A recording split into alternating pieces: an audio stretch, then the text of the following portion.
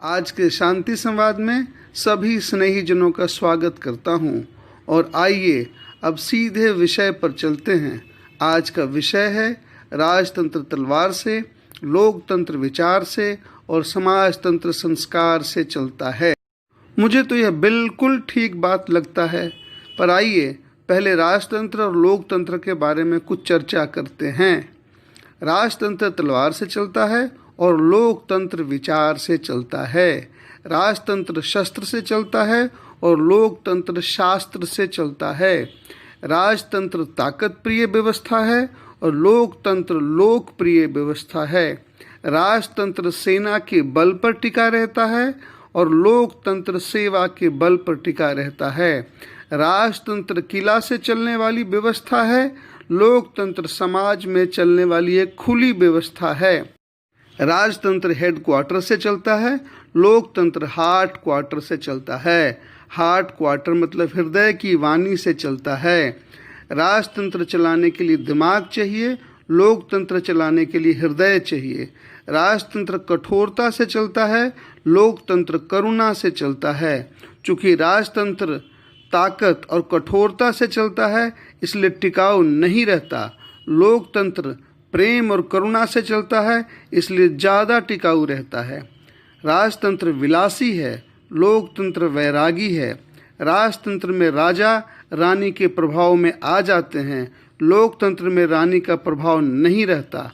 राजतंत्र मनमानी व्यवस्था है, लोकतंत्र सामाजिक व्यवस्था है। इस तरह से कई बातें और भी कही जा सकती हैं, पर मूल रूप से ऊपर कही गई बातों से राजतंत्र और लोकतंत्र के बारे में इतनी समझ तो बन जाती है कि यही सब कुछ वजहें रही होंगी जिनके कारण पूरी दुनिया से राजतंत्र समाप्त होकर के हर देश में लोकतंत्र की स्थापना हुई। इसलिए आइए अब लोकतंत्र की बात करते हैं। लोकतंत्र के बारे में कहा जाता है कि लोकतंत्र लोगों के लिए और लोगों के द्वारा बनाई गई व्यवस्था है। लोकतंत्र के बारे में कहा जाता है कि लोकतंत्र लोगों के लिए और लोगों के द्वारा बनाई गई व्यवस्था है। यह सुनने में तो बड़ा अच्छा लगता है, लेकिन अच्छा सुनने में भले ही लगे, यह असली सच्चाई नहीं है। आज अमेरिका, यूरोप, भारत में जो लोकतंत्र चल रहा है वह तो रुपये के लिए और रुपये द्वारा चलाया गया लोकतंत्र है। आज भारत, अमेरिका, यूरोप में जो लोकतंत्र चल रहा है वह तो रुपये के लिए और रुपये द्वारा चलाया जा रहा लोकतंत्र है। दूसरे शब्दों में यह अमीर के लिए, अमीर के द्वारा चलाया जा रहा लोकतंत्र है। भारत के किसी भी नेता से कोई भी काम आप रुपया से, कमीशन से, परसेंटेज से जरूर करवा सकते हैं, पर अगर आप ईमानदार हैं और आपके जेब में रुपया नहीं है तो आपका काम नहीं होगा और आप जीवन भर चप्पल घिसते ही रह जाएंगे। आप मेरी बात ध्यान से सुने, अगर आप ईमानदार हैं और आपके जेब में रुपया नहीं है तो आपका काम नहीं होगा, आप जीवन भर चप्पल घिसते ही रह जाएंगे। इस तरह इसे तो लोकतंत्र नहीं कह सकते, इसे तो रुपया तंत्र कह सकते हैं, इसे तो रुपया राज कह सकते हैं। महात्मा गांधी कहते थे कि लोकतंत्र में समाज के सबसे नीचे की सीढ़ी पर खड़े व्यक्ति का काम पहले होना चाहिए, पर ऐसा होता नहीं है। जो लोकतंत्र गरीब के लिए गरीब द्वारा नहीं चलाया जाए वह लोकतंत्र तो धोखा है। जो लोकतंत्र गरीब के लिए गरीब के द्वारा नहीं चलाया जाए वह लोकतंत्र तो धोखा है। अब लोकतंत्र में जो चुनाव होते हैं वे चर्चा आधारित नहीं होते। अब लोकतंत्र में जो चुनाव आधारित होते हैं वे चर्चा आधारित नहीं होते। अब लोकतंत्र का हर चुनाव खर्चा आधारित होता है। अब लोकतंत्र का हर चुनाव खर्चा आधारित होता है, तो जो ज़्यादा खर्चा करेगा लोग उसी को वोट देते हैं। यही तो लोकतंत्र के पीठ में छुरा मारने जैसी बात है। यही तो लोकतंत्र के पीठ में छुरा मारने जैसी बात है, क्योंकि जो चुनाव में ज़्यादा खर्च करेगा वह चुनाव जीतने के बाद उतना ही ज़्यादा वसूली करेगा। जो चुनाव में ज़्यादा खर्च करेगा वह चुनाव जीतने के बाद उतना ही ज़्यादा वसूली करेगा। भाई, खर्चा करने वाला घाटे में नहीं रहेगा ना। भाई, खर्चा करने वाला घाटे में नहीं रहेगा ना। उसे प्रॉफिट कमाना है, लाभ कमाना है, तो खर्चा से ज़्यादा वसूली करेगा, तभी तो जीतने वाला एमएलए या एमपी लाभ में रहेगा या प्रॉफिट में रहेगा। इसलिए असलियत में तो वोट तो उसे ही मिलना चाहिए जो शून्य खर्चा करे। इसलिए असलियत में वोट तो उसे मिलना चाहिए जो शून्य खर्चा करे, जो जीरो खर्चा करे, क्योंकि खर्चा नहीं करेगा तो वसूली भी नहीं करेगा। क्योंकि खर्चा नहीं करेगा तो वसूली भी नहीं करेगा। कम से कम ईमानदार तो रहेगा, कम से कम ईमानदार तो रहेगा। पर गरीब जनता ये नहीं समझती, पर गरीब जनता ये नहीं समझती। दिल्ली में लोकसभा में जिस दल की बहुमत होगी उसी दल से प्रधानमंत्री बनेगा। दिल्ली में लोकसभा में जिस दल से बहुमत होगी उसी दल से प्रधानमंत्री बनेगा। पर असली बात प्रधानमंत्री बनने की नहीं है। पर असली बात प्रधानमंत्री बनने की नहीं है। असली बात किसी दल की भी नहीं है। असली बात किसी दल की भी नहीं है। कोई भी दल या कोई भी प्रधानमंत्री से कोई मतलब नहीं निकलता। कोई भी दल या कोई भी प्रधानमंत्री से कोई मतलब नहीं निकलता। असली बात तो यह है कि भारतीय चुनावी व्यवस्था के जड़ में जो जहर डाला गया है वह है चुनाव लड़ने के नियम। असली बात तो यह है कि भारतीय चुनाव व्यवस्था के जड़ में जो जहर डाला गया है वो है चुनाव लड़ने के नियम। आपसे ही पूछता हूँ, आप ही बताएं। चुनाव आयोग ने नियम बनाया है कि लोकसभा में एमपी का चुनाव लड़ने के लिए आप चुनाव में 70 लाख रुपए तक खर्च कर सकते हैं। आप ही बताएं। चुनाव आयोग ने नियम बनाया है कि लोकसभा में एमपी का चुनाव लड़ने के लिए आप चुनाव में 70 लाख रुपए तक खर्च कर सकते हैं। असल में तो लोकसभा के चुनाव में 70 लाख से भी कहीं ज़्यादा करोड़ों रुपए खर्च होते हैं। पर नियम की खाना पूर्ति करने के लिए अगर 70 लाख कोई खर्च मानते हैं तो मैं मुझे सुनने वाले प्रत्येक समझदार आदमी से पूछता हूँ कि जब किसी गरीब के पास 70 लाख रुपया होगा ही नहीं तब वह लोकसभा में पहुँचेगा कैसे। जब किसी गरीब के पास चुनाव लड़ने के लिए 70 लाख रुपया होगा ही नहीं तब वो लोकसभा में पहुंचेगा कैसे। और अगर कोई गरीब लोकसभा में नहीं पहुंचेगा तो गरीब के हक में कानून कौन बनाएगा। और अगर कोई गरीब लोकसभा में नहीं पहुंचेगा तो गरीब के हक में कानून कौन बनाएगा। क्या आपको लगता है कि कोई भी अमीर जो चुनाव अपने करोड़ों रुपए खर्च करके जीतेगा वो अमीर कभी किसी गरीब के हक में कानून बनाएगा। इसलिए चुनाव आयोग का नियम ही गलत है। ना किसी गरीब के पास 70 लाख होगा और ना ही कोई गरीब एमपी का चुनाव लड़ने का हिम्मत करेगा। ना ही किसी गरीब के पास 70 लाख रुपया होगा, ना ही कोई गरीब एमपी का चुनाव लड़ने का हिम्मत करेगा। गरीब को लोकसभा से सीधे गेट आउट करने का ये नियम है।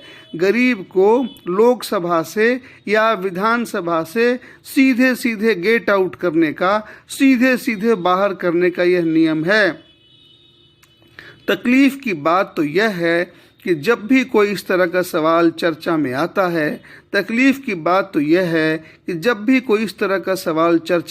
है, तो सरकार चुप हो जाती है, आयोग चुप हो जाता है, समाज चुप हो जाता है। भाई, ये चुप्पी तोड़ेगा कौन? भाई, ये जवाब देगा कौन? चुनाव आयोग के 70 लाख के नियम की वजह से ही हर दल चुनाव आयोग के 70 लाख के नियम की वजह से ही हर दल, हर पार्टी, हर सांसद, हर मंत्री, हर प्रधानमंत्री को भ्रष्ट बनना पड़ता है। चुनाव आयोग के 70 लाख के नियम की वजह से ही हर दल, हर पार्टी, हर सांसद, हर मंत्री और हर प्रधानमंत्री को भ्रष्ट बनना पड़ता है। क्यों क्यों क्यों? क्योंकि दल के लिए रुपया इकट्ठा करना ही प्राथमिकता होती है, क्योंकि दल के लिए रुपया इकट्ठा करना ही प्राथमिकता होती है, क्योंकि दल के लिए रुपया इकट्ठा करना ही प्राथमिकता होती है। जिस दल के पास ज़्यादा रुपया होगा, जिस दल के पास ज़्यादा रुपया होगा, वही चुनाव जीतेगा ना, वही चुनाव जीतेगा ना। इसलिए असली गलती तो चुनाव आयोग के नियम की है, इसलिए असली गलती तो चुनाव आयोग के नियम की है। यह 70 लाख वाला नियम ही सबको भ्रष्टाचार करने के लिए बाध्य करता है। यह 70 लाख वाला नियम ही सबको भ्रष्टाचार करने के लिए बाध्य करता है। आज भारत में जो लोकतंत्र चल रहा है, आज भारत में जो लोकतंत्र चल रहा है, वह असल में इसी तरह के सड़े गले नियमों के आधार पर चल रहा है। भारत के लोकतंत्र का हर नियम गरीब विरोधी है, भारत के लोकतंत्र का हर नियम गरीब विरोधी है। बाहरी तरीके से देखने पर हर नियम गरीब के हक में दिखता है, बाहरी तरीके से देखने पर हर नियम गरीब के हक में दिखता है, पर वह नियम दिखाऊ लेमनचूस है, पर वह नियम दिखाऊ लेमनचूस है, जिसे खाने से डायबिटीज़ हो जाएगा। वो नियम हवा मिठाई की तरह है, वो नियम हवा मिठाई की तरह है, जो देखने में तो बहुत सुंदर है पर मुंह में डालते ही बिला जाता है, मुंह में डालते ही बिला जाता है, मुंह में डालते ही गायब हो जाता है। जैसे सरकार कुछ भी घोषणा करे, मान लिया सरकार 50 लाख करोड़ के कर्ज का या लोन का घोषणा करती है, पर सच्चाई यह है कि किसी गरीब को ऐसे लोन नहीं मिलते, पर सच्चाई यह है कि किसी गरीब को ऐसे लोन नहीं मिलते। आप किसी भी ब्लॉक में या गांव में सर्वे करवा के देख लें, आप किसी भी ब्लॉक में या गांव में सर्वे करवा के देख लें कि कितने गरीब को कितना लोन या कर्जा मिलता है। असलियत का भंडाफोड़ हो जाएगा, तभी असलियत का भंडाफोड़ हो जाएगा। आप किसी भी ब्लॉक में या गांव में सर्वे करवा के देख लें कितने गरीब को कितना लोन या कर्जा मिलता है, तब असलियत का भंडाफोड़ हो जाएगा। मुझे कहने में जरा भी संकोच नहीं है, मुझे कहने में जरा भी संकोच नहीं है कि सारे लोन अमीर लोग ही फर्जी कागज बनवा कर ले लेते हैं। सारे लोन अमीर लोग ही फर्जी कागज बनवा कर ले लेते हैं। गांव या ब्लॉक में जो भी चलता पुर्जा दलाल है, वह अमीर से मिलकर लोन का बंदर बांट कर लेता है। और गरीब क्या करता है? गरीब टुकुर टुकुर देखते रहता है, गरीब टुकुर टुकुर देखते रह जाता है। और गरीब इस देश में 70 साल से 1947 के बाद से लगातार टुकुर टुकुर देख ही रहा है। भारत में गरीब के पास और कोई उपाय है भी नहीं।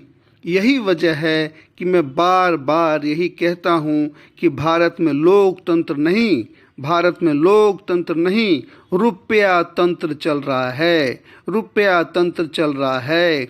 न बाप बड़ा न भैया, सबसे बड़ा रुपया, न बाप बड़ा न भैया, सबसे बड़ा रुपया। यही भारतीय लोकतंत्र का सच है, यही भारतीय लोकतंत्र का सच है। आज भारत की सरकार ईमानदारी से नहीं, बल्कि दुकानदारी से चल रही है, सरकार को ईमानदार होना चाहिए, पर सरकार अगर दुकानदार की तरह चले तो क्या इससे किसी गरीब का भला होगा? सरकार को ईमानदार होना चाहिए, पर सरकार अगर दुकानदार की तरह चले तो क्या इससे किसी गरीब का भला होगा?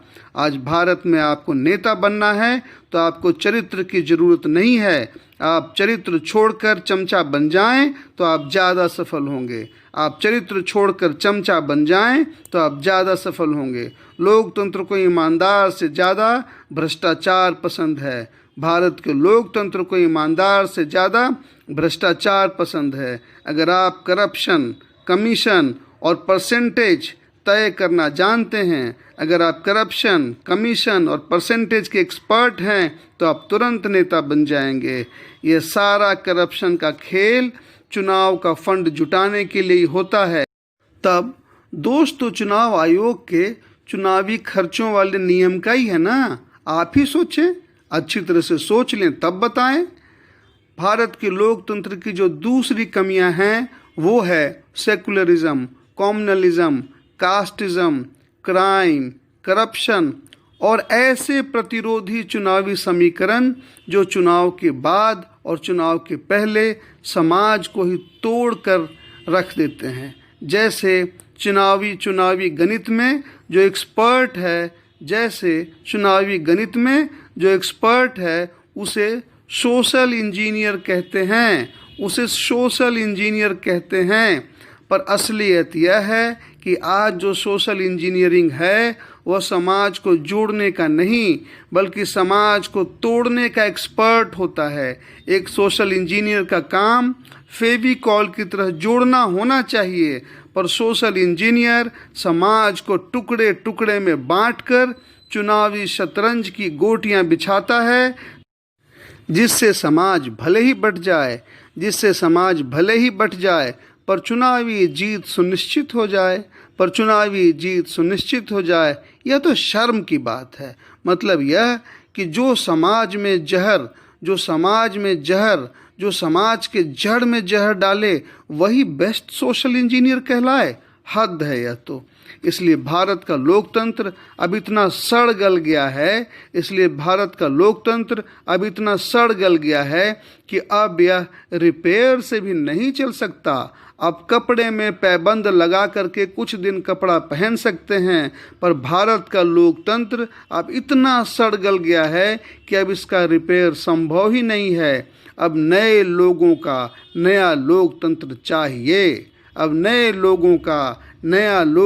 चाहिए। इस लोकतंत्र का आधार होगा शिक्षा, और इस लोकतंत्र का आधार होगा सिर्फ शिक्षा की बात मैं बार बार क्यों कर रहा हूँ? क्योंकि शिक्षा से ही बदलाव संभव है। शिक्षा से ही जागरूकता होती है। भारत के जो राज्य शिक्षित हैं वो बेहतर हैं। पूरी दुनिया में जो देश सबसे ज़्यादा पढ़े लिखे और शिक्षित हैं वहाँ का लोकतंत्र भी बेहतर है। भारत में जो राज्य सबसे ज़्यादा अनपढ़ हैं वहाँ सबसे ज़्यादा गरीबी है। भारत में जो राज्य सबसे ज़्यादा अनपढ़ हैं वहाँ सबसे ज़्यादा गरीबी है। उत्तर प्रदेश, बिहार, झारखंड में सबसे ज़्यादा गरीब हैं क्योंकि ये राज्य सबसे ज़्यादा अनपढ़ हैं। बिहार, यूपी, झारखंड की सरकार पढ़ाई का दिखावा करती है।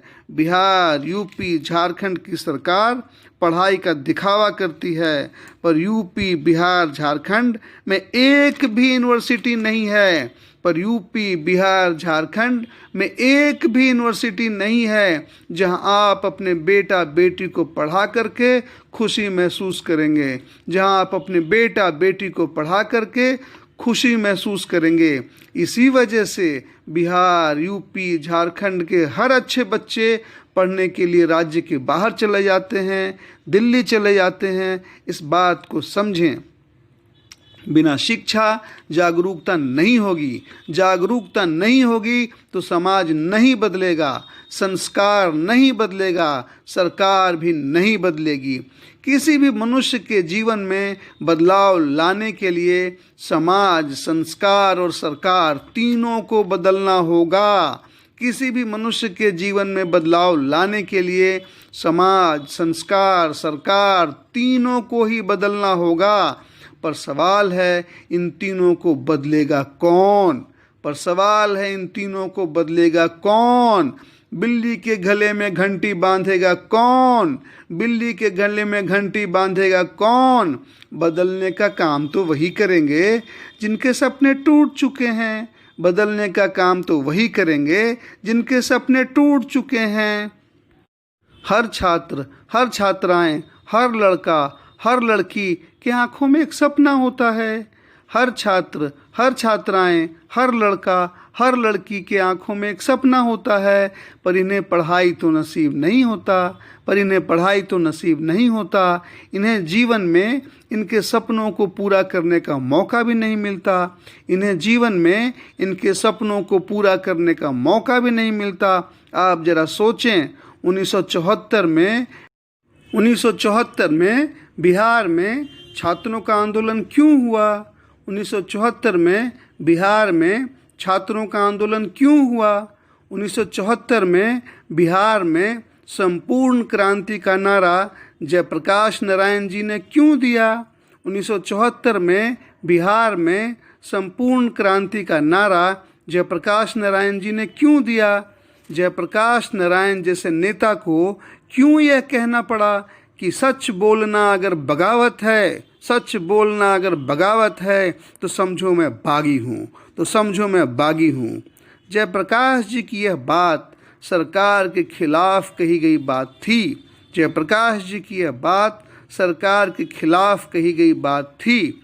संपूर्ण क्रांति का मतलब है कि सिर्फ सरकार बदलने से काम नहीं चलेगा। संपूर्ण क्रांति का मतलब है कि सिर्फ सरकार बदलने से काम नहीं चलेगा। सरकार के साथ संस्कार और समाज भी बदलना होगा। सरकार के साथ संस्कार और समाज भी बदलना होगा। आज भी यही मुख्य समस्या है। सुलगता हुआ कोयला, सुलगता हुआ गोबर वाला गोईठा जब धीरे धीरे सुलगता है तब किसी को दिखता नहीं, पर जब पूरा सुलग कर धधकने लगता है तो आग की लपटें सबको दिखती हैं, तो आग की लपटें सबको दिखती हैं। आज यही हाल है भारत का, आज यही हाल है बिहार का, आज यही हाल है यूपी का, और आज यही हाल है झारखंड का। सभी नेता देश को धर्म और जाति के आधार पर बांट रहे हैं। सभी नेता देश को धर्म और जाति के आधार पर बांट रहे हैं। कॉम्युनलिज्म और कास्टिज्म का एक्सपर्ट चुनावी एक्सपर्ट बन चुका है। कॉम्युनलिज्म और कास्टिज्म का एक्सपर्ट चुनावी एक्सपर्ट बन चुका है। देश में बेटियों बहनों के साथ बलात्कार होता है, पर इससे किसी को फर्क नहीं पड़ता। यह कोई सोचने को तैयार नहीं होता कि इससे लड़की और उसके परिवार पर क्या गुजरती होगी। सब के सब राजनीतिक रोटी सेकते हैं और कुछ महीने बाद सब लोग मामले पर चुप्पी साध लेते हैं। यह तो शर्मनाक बात है। किसान आत्महत्या करते हैं और सब चुप्पी साध लेते हैं। सरकार चुप, समाचार चुप, समाज चुप। उसी तरह मजदूर भूखों मर जाता है, गरीब भूखों मर जाता है और सब के सब चुप्पी साध लेते हैं। सरकार चुप, समाचार चुप, समाज चुप। तब ये चुप्पी कौन तोड़ेगा? तब ये चुप्पी कौन तोड़ेगा? क्या यह शर्मनाक बात नहीं है? भारत के सारे नौजवान, सारे छात्र छात्राएं, लड़के लड़कियां सब इन बातों को समझते हैं, सब इन बातों को समझते हैं, पर क्या करें, कैसे करें, कब करें, यह नहीं समझ पाते। यही समझना असली बात होती है, यही समझना असली बात होती है। लोकतंत्र बिना दबाव के नहीं चलता, लोकतंत्र बिना दबाव के नहीं चलता।